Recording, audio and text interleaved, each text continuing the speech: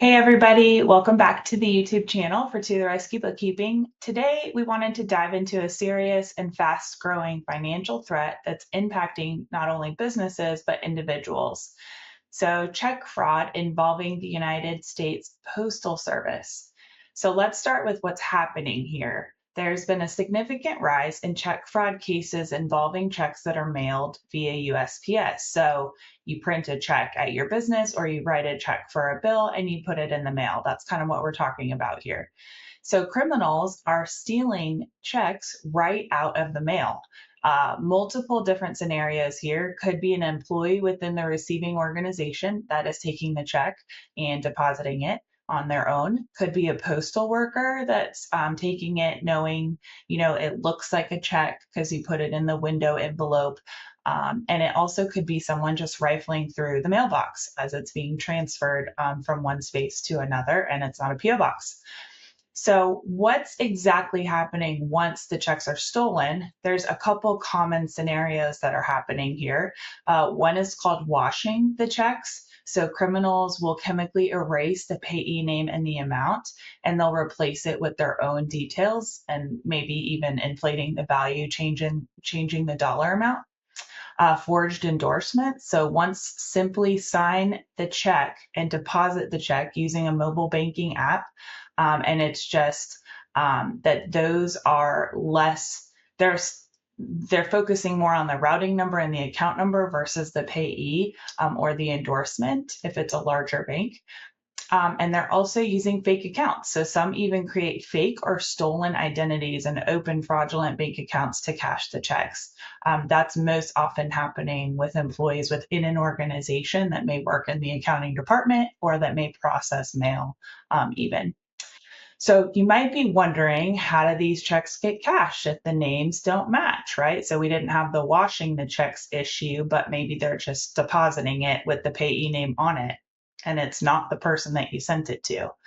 So the issue is banks often rely on automated clearing systems. So especially now more, that they're getting larger and technology is improving, right? But these systems prioritize, kind of like I said earlier, the routing number and the account number over the payee name. So it looks like a legitimate check and it often clears without manual review. Some of the smaller banks, you'll learn, you upload it on your mobile bank and then it's not approved. You don't get a text message that it's approved for maybe an hour or so. These smaller banks are going through and having a person actually verify the information before they're approving the deposit and the clearing to take place. So here's the part nobody really talks about, though, when this happens, right? What happens after you discover that fraud has happened or this has happened? So in a case, a client that we had, we mailed a check to pay for a bill, and the customer or vendor called us back and said, "Hey, you have an open bill with us. Can you get that paid?" And we said, "We don't have an open bill with you. We've paid it and the check has cleared." Well, in sending and reviewing the endorsement on the check, the vendor actually verified, "Hey, that's not our bank account. That's a different bank account that we don't even bank at that bank."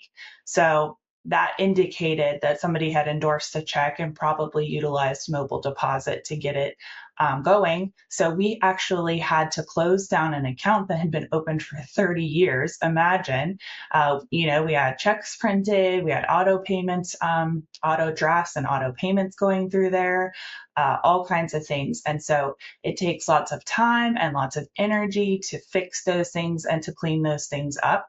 And really, it's not about losing money. It's about losing time, trust, and operational efficiency.